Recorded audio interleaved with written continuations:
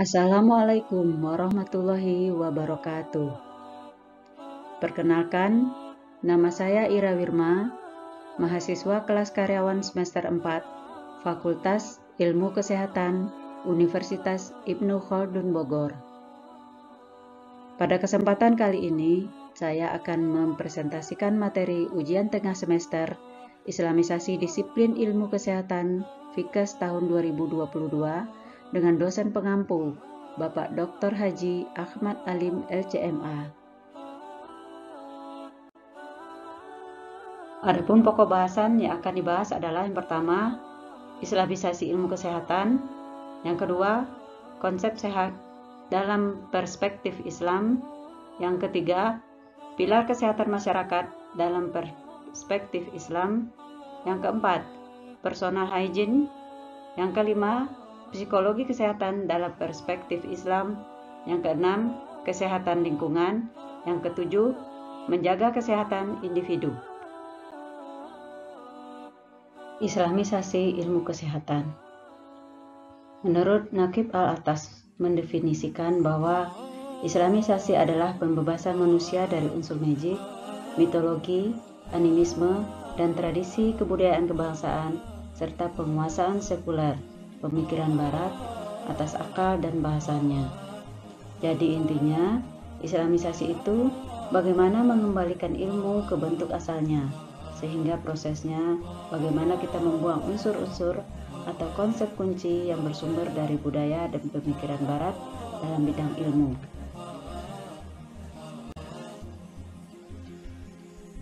Islamisasi adalah ilmu yang sangat penting diterapkan dalam kehidupan sehingga menciptakan pribadi muslim yang mempunyai hubungan yang baik dengan Allah dan juga hubungan sosial yang baik dengan makhluk Allah atau lingkungan. Islamisasi diharapkan dapat mengislamkan diri, ilmu, dan konsep-konsep ilmu kesehatan termasuk paradigma berpikir, perilaku, sistem produk, dan lain-lain sehingga dapat mengarah kepada adanya islamisasi kehidupan demi tercapainya manusia yang utuh, sehat secara fisik, psikis, dan juga cara berpikir.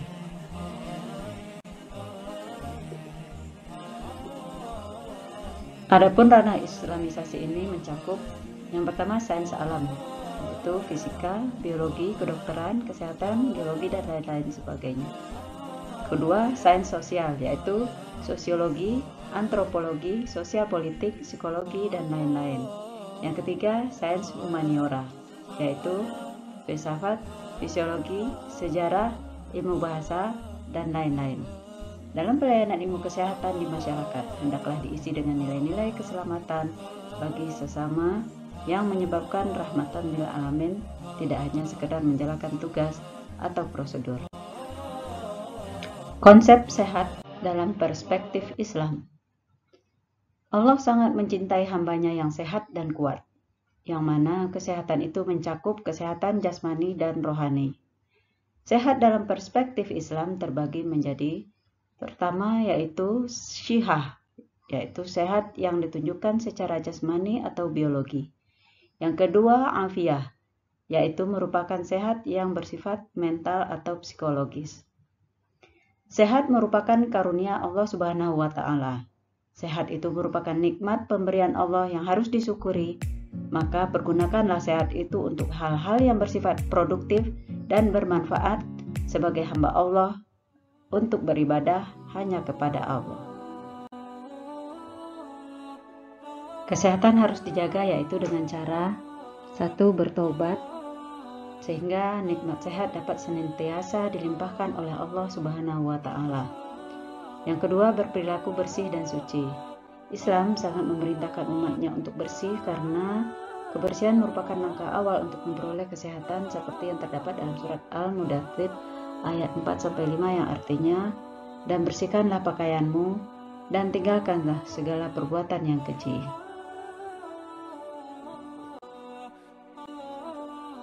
Namun, jikapun kita sakit, maka yakinlah bahwa sakit itu merupakan ujian bagi kita, di mana kita harus sabar dan memohon kesembuhan yang paripurna hanya kepada Allah.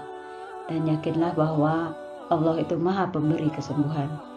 Selain itu, ada sehat yang kontraproduktif, yaitu Adanya orang-orang yang lalai dikala diberi kesehatan oleh Allah Subhanahu wa Ta'ala, seperti sabda Rasulullah Shallallahu Alaihi Wasallam, ada dua kenikmatan yang banyak manusia tertipu, yaitu nikmat sehat dan waktu senggang. Hadis riwayat Bukhari nomor 6412 dari Ibnu Abbas. Konsep preventif, kuratif, promotif, dan rehabilitatif dalam perspektif Islam. A. Konsep preventif menurut Islam. 1.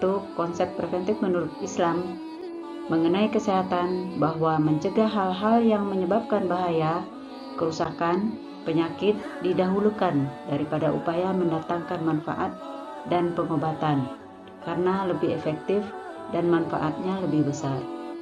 2. Janganlah melakukan hal-hal yang membinasakan diri sendiri, seperti bunuh diri, merokok, dan lain-lain, seperti dalam Quran Surah Al-Baqarah ayat 195 yang artinya, dan infakkanlah hartamu di jalan Allah, dan janganlah kamu jatuhkan diri sendiri ke dalam kebinasaan dengan tangan sendiri, dan berbuat baiklah. Sungguh Allah menyukai orang-orang yang berbuat baik. Yang ketiga, janganlah berbuat kerusakan di muka bumi setelah Allah memperbaikinya. Alam dan manusia di dunia ini harus dijaga dan dipelihara dengan baik secara fisik, mental maupun psikis, dengan menjaga iman, qanaah, tidak ria, iri, dan lain-lain.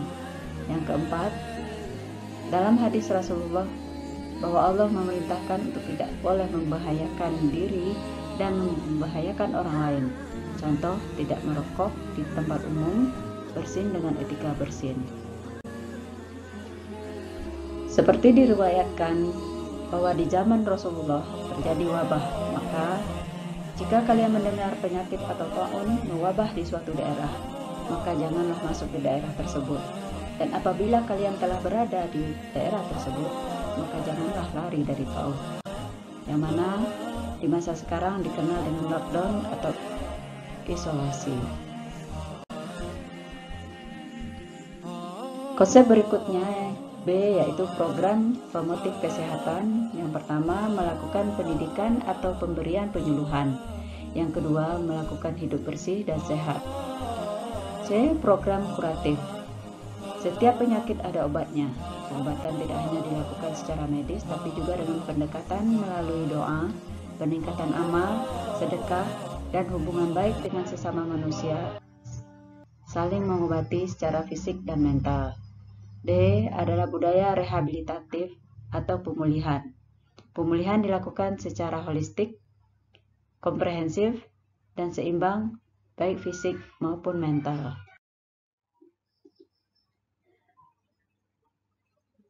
Personal hygiene. Kebersihan diri dalam perspektif Islam mencakup kebersihan fisik, psikis, dan sosial, yang termasuk dalam bab toharoh yang menjadi syarat untuk beribadah.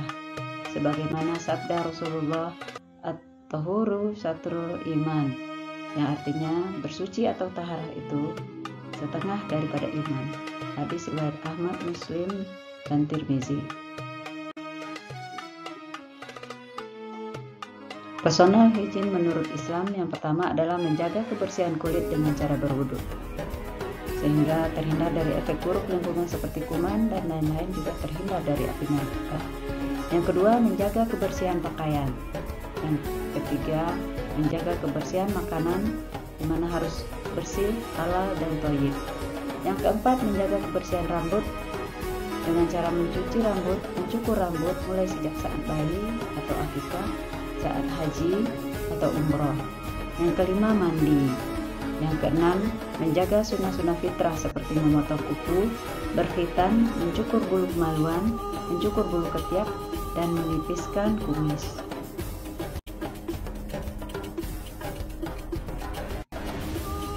Yang ketujuh, menjaga kebersihan hidung yang berguna untuk menghindari dari penyakit pernapasan dan gangguan setan yang senang berdiam di rongga hidung. 8. Menjaga kebersihan tangan. 9. Menjaga kebersihan dan kesehatan perut dengan mengisi sepertiga bagian untuk makanan, sepertiga untuk minuman, dan sepertiga untuk nafas. 10. Menjaga kebersihan dan kesehatan gigi dan mulut. 11. Menjaga kebersihan sumber air.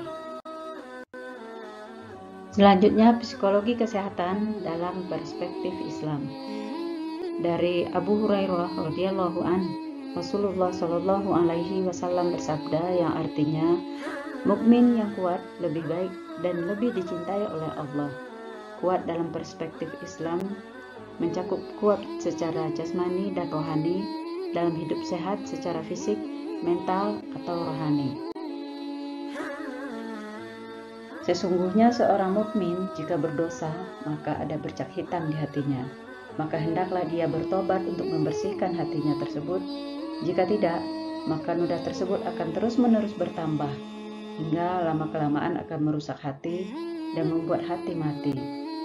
Penyebab penyakit hati adalah 1. Dosa, 2. Mempertuhankan hawa nafsu, 3. Mempertuhankan materi, 4. Budaya yang merusak seperti melakukan hal-hal yang syubhat, 5. Budaya keliru dalam mengidolakan sosok figur.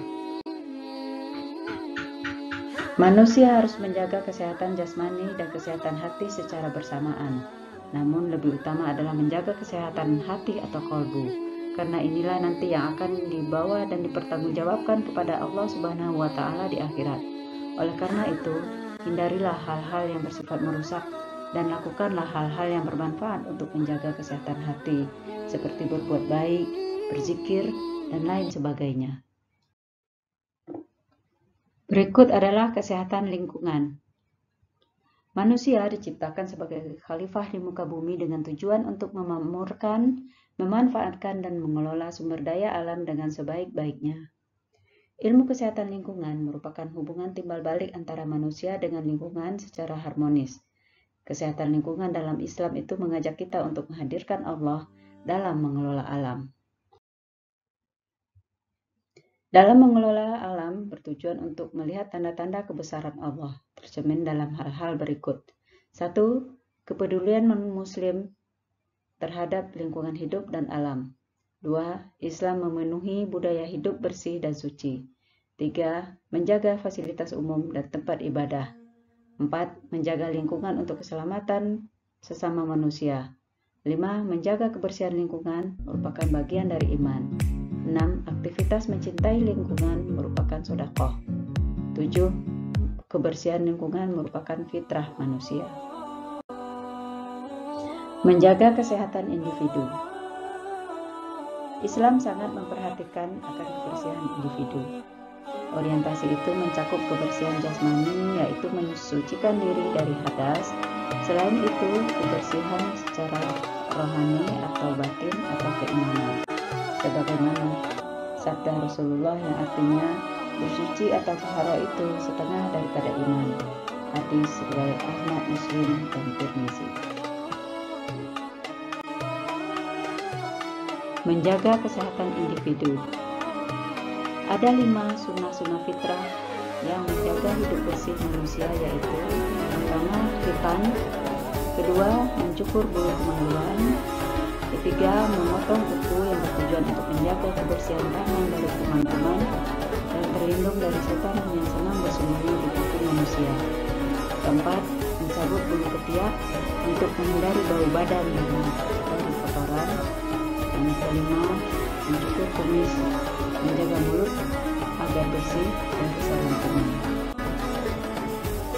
Selain itu, juga diperintahkan menjaga kebersihan kulit dengan cara berwudu, menjaga kebersihan pakaian, menjaga kebersihan rambut dengan menyisir rambut dan memakai minyak rambut serta melarang menggunakan rambut. Kemudian menjaga kebersihan makanan, disiplin dalam urusan mandi, kemudian menjaga kebersihan hidung, membersihkan tangan, menjaga kebersihan perut, kemudian menjaga kebersihan gigi dan mulut dengan cara bersiwak, dan menjaga sumber air. Demikianlah presentasi dari saya. Terima kasih atas perhatiannya. Mohon maaf atas segala kekurangan. Billahi taufik wa hidayah.